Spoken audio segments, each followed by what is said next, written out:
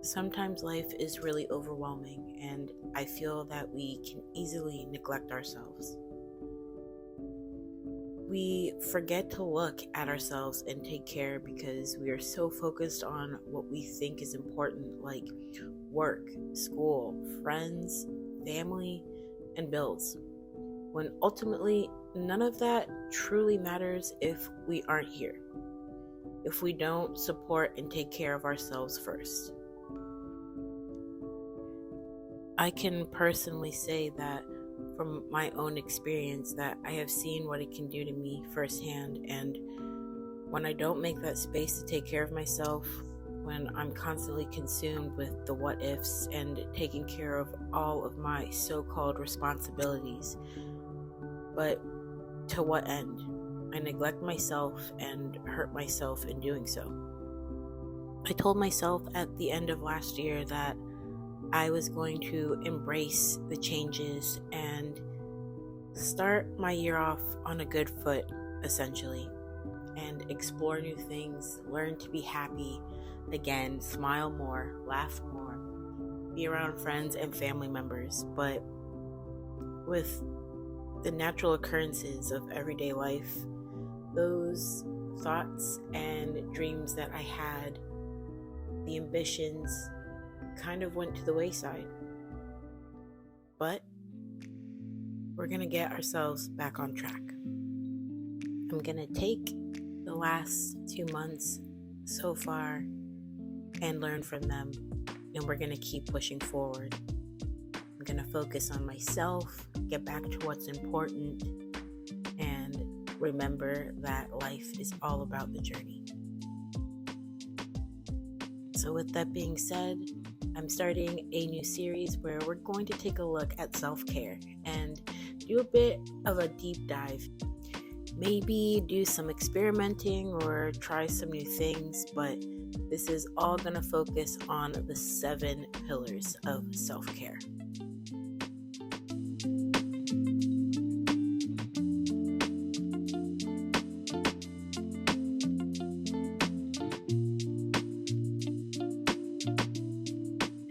Now, upon doing some research about the 7 pillars of self-care, or honestly, really and truly, just doing some research on self-care in general, I stumbled upon a few blog posts about the 7 pillars of self-care. I had never heard of it before, but it made sense from looking at tons of different YouTube videos that I've seen or hearing other people talk about what they do for self-care. My mindset was always kind of, well, you take a day for yourself and you maybe just do nothing, or you sit down and make yourself a really nice meal and you curl up in the bed and you watch a really good movie that makes you happy or laugh or gives you a really good cry if you need it. You take a nice bath, maybe get your nails done. But that's kind of always how I pictured self-care, which is self-care ultimately, right? We're taking that time and carving out that space to do things that we enjoy and bring us happiness. But upon doing that research and diving a little bit deeper into learning more about self-care and those 7 pillars, I found that there's so much that goes into self-care, and that's ultimately why I wanted to make this video and really kind of start this series and talk about it. So if you didn't already know what the 7 pillars of self-care are, I'm going to go ahead and list those off for you. So this information that I'm going to give you now, I actually found off of a blog post from theblissfulmind.com. So I will link that in the description down below if you also want to go ahead and check that out. It's a really good blog. It's a really good blog post to kind of get yourself familiarized with it. Just going off from what I have gathered from that, they list everything off very clearly for you in a nice little package. So I'm going to go down one by one through those 7 pillars. So we start off with the first one, which is mental. So I'm going to go ahead and read off what's listed. So in terms of each 7 pillar, I'll read off the 7 pillars, and there's also a little description about each underneath. So I'm going to read those off to you guys so we all get a clear picture of what we're looking at. So for mental, it says, self-care is about cultivating a healthy mindset through mindfulness and curiosity. Now, I've already dived into the mental aspect a little bit. I did that in my previous video, which I will link. I'll have a little card up here somewhere for you to click. But I went ahead and focused on meditation. Now, there's tons of different ways for one that you can meditate, and there are other different ways to take mindfulness and curiosity, and it doesn't have to necessarily be about meditating, but that's the form that I decided I wanted to take because for me personally, I have always tried the, I guess what you would consider is the normal form, or what you typically see people doing when they meditate, which is they're sitting still or as still as you can be anyways, with your eyes closed, and you're really just allowing yourself to focus on your breath, which may also transcend you into this very calm and blissful place. So that is ultimately the goal. And I decided I would challenge myself to do that 5 days in a row. And if you want to see what happened with that video, go ahead and click that link that I've inserted above. But then looking at number 2, we've got emotional. Now, emotional self-care involves taking care of your heart with healthy coping strategies. So that'll be my next video. You guys can stay tuned to that. But I've got some ideas brewing for that. I think it's really important that you take care of yourself emotionally. I feel like in today's day and age, it is very easy to look past people's emotions or brush past it, right? Even as simple as asking someone how they are, really think about it. When you're asking someone that question, do you truly care? Or when someone is asking you that question, do you just brush it off and say, yeah, I'm good, without really diving into how you're feeling? I'm really excited to dive into the emotional pillar and see where that goes. So the next pillar is going to be physical. Now, I'm going to be completely honest. I already know when I get into this aspect, which you do it on a daily basis, or if not as often as you can throughout the week, but it's just something that my mind is just, it's not there. It doesn't want to do it, but I know the second I do it, I feel so much better. But let's get into what physical actually means. So, physical self-care involves taking care of your body with exercise, nutrition, and proper sleep. So, in looking at all of what that just said, that very short sentence literally describes everything that I'm struggling with right now. I struggle with making sure that I am physically moving myself on a daily basis, whether that is running the treadmill, getting on the bike, doing yoga, even going outside for walks. My absolute favorite thing to do is to go for runs, but for some reason, I have convinced myself after injuring my leg the last time I ran a few months ago that I can't run, that it's going to bring back that pain, or I'm going to make things worse. And I just can find every little reason as to not to do it, instead of thinking of all of the great things that'll come from me actually doing it. If you're like me, let me know in the comments down below, but I do not like exercise. I don't. It's just, it's the honest truth. I talk myself out of it all the time. I make it sound harder than it is. I make it sound like it's inconveniencing myself. In reality, as soon as I put on my workout gear and my shoes and I get to doing whatever I planned, I feel 20 times better. So, yeah, if you are like me, let me know in the comments down below. But I also struggle with just prioritizing healthy eating habits. So making sure that I eat when I need to eat, that I don't overeat, or that I'm even putting in things that are good for me. I and I mean, that's not just talking about like eating vegetables or eating fruits or drinking lots of water or lean meats or anything like that. It's also like making sure I'm getting the appropriate vitamins in my system every day and just overall taking care of this machine that keeps me going. So that is going to be a challenging one, as well as getting sleep. I am I don't I'm honestly starting to wonder now if I am slowly developing insomnia. And I don't even know if that's a thing. I don't know if you slowly develop it or if it just happens, but I've struggled with sleep for a long time. And honestly, the last 2 days, my sleep was terrible. Thankfully, last night I slept well, but 2 days before that, I think 2 days before that, I woke up so early, like, had no reason to be up early. And that threw off my sleep. I was up at like 5 a.m. I didn't go to bed until like 11 or almost 12. So I just ultimately did not get the appropriate amount of sleep that I needed. And then the next day, I woke up bright and early again.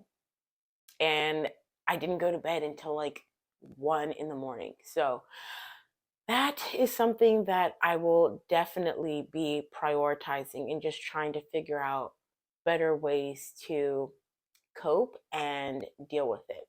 So I'm excited to get into that when the time comes, but I'm also very anxious about it. So, our fourth pillar is going to be environmental. So, when I first heard this, I didn't really know what to think when it comes to environmental, but what it says here, environmental self care involves taking care of the spaces and places around you, which, as soon as I read that, it just made sense. Because, again, if you're like me, let me know. But when my space is messy, for one, that tells me a couple of different things. I am neglecting a lot, and I'm, for one, very possibly getting into a depressive state. But two, it doesn't help my depressive state at all or my anxiety. I become very overwhelmed with things just cluttered everywhere and feeling like my space is a mess. And that doesn't necessarily have to mean like my bedroom or the kitchen or the living room. It could even just be like my headspace as well. So, with that being said, I'm really excited for this video because in that video, I am definitely going to be recording what I plan to do with this bedroom to try to get it a little bit more organized, more put together, feeling fresh. I'm just excited for this video because I've been wanting to revamp this bedroom and really just make it feel like home and a welcoming place. I do my best to do that, but when we first moved in, we didn't prioritize it. We just wanted to make sure that we had the things that we need and we didn't care too much about anything else. As long as there was a bed, that's all that you needed to have in the bedroom. But now I'm really looking forward to just making it feel nice and feel like a welcoming and more calming environment. The fifth pillar is going to be spiritual.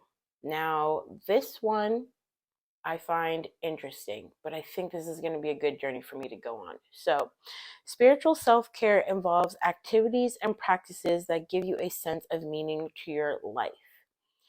Now, for me, I am not a very religious person.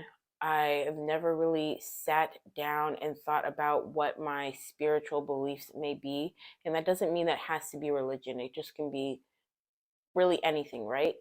But I've never really thought down and tried to dive deep into that. So, whatever I decide to do in this video, I am looking forward to it. Whether I get a clear answer or not, I don't know, but I know that it is definitely going to be a worthwhile journey.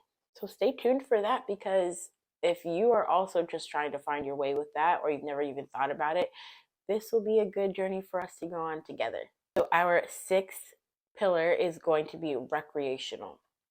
This one is going to be hopefully fun, hopefully something that I will enjoy. But before I dive into my thoughts on it, recreational self care involves making time for hobbies, fun activities and new experiences.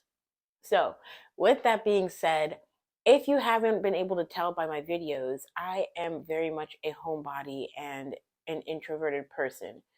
Weirdly enough to say, when I post videos online for anyone to be able to watch, but I struggle a lot with social situations. And that is not because I don't like to be around people or talk to people. I do actually love it and enjoy being around others. I feel like that is my heart and soul, especially when I'm at work and I get to interact with people. Like, that is what makes my day. But for whatever reason, my anxiety really kicks my butt into this weird space that makes me feel like I can't do it, or it's not a good idea, or it's gonna be bad, or I'm not gonna have fun, or whatever. Just my headspace is just, it doesn't deal well when I try to go and do things. But with that being said, I'm really eager and excited to pick up some new hobbies and hopefully get some time with friends and loved ones outside of the house. I feel, I mean, it's only February. We're what? This is mid February now, but I feel like spring is slowly starting to creep in. There's just like these little signs that I just feel and sense in my being that spring is very much going to come early. I hope it does. Now that I've gotten my little bit of snow, like, I'm okay if spring comes. But um with that being said, I hope that means that I can get some time outside and be in nature, even though of course I could do that now. It's just, there's something about the springtime or the fall time that just makes me so happy to be outside. So with that being said, I'm looking forward to diving into the recreational part of the 7 pillars. Okay, and our final pillar in our 7 pillars, pillar number 7, social. Now, we kind of already dived into that a little bit with recreational, but with social, the social self care involves building relationships with regular connection and healthy boundaries.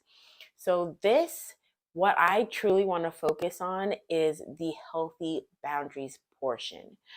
I feel like when I was younger, it was really about having quantity over quality. And that, meaning that I wanted as many friends as I could possibly have. And having many friends meant that, people liked you and that was cool and it was good. But now that I'm a little bit older, I find that quantity is key. I want to have lasting friendships and relationships with people that bring something to my life and that I bring to theirs. But I don't think that I'm going to be able to achieve that if I don't find what my boundaries are and set up those healthy boundaries. So that is something that has definitely come full center and kind of slapped me in the face a few times within the last 2 years, which we'll get into. But I've definitely realized that it's time to start setting up some healthy boundaries. So that is it for the different 7 pillars. So I'm very, very excited to get into this. Now, what can you ultimately expect from this series? As I've already, as I've kind of already talked about, each week I'm going to focus on a specific pillar. So, as I stated, I've already focused on mental. So, you can go ahead and check out that video. But I'm going to take each video as slow as I need to and really try to dive deep and focus on each pillar.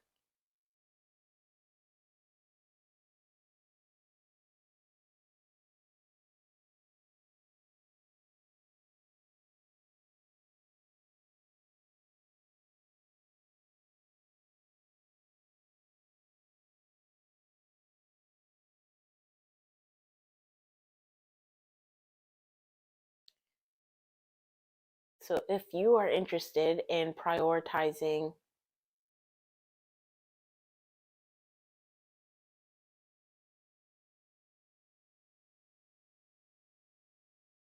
yourself and having that happy life that maybe you see other people having, or what you imagine other people have, or what you've always imagined for yourself, where you feel stress free, worry free for the most part, or at least as much as possible that you can feel in today's world. But then join me for this series as we take a look into the 7 pillars of self-care.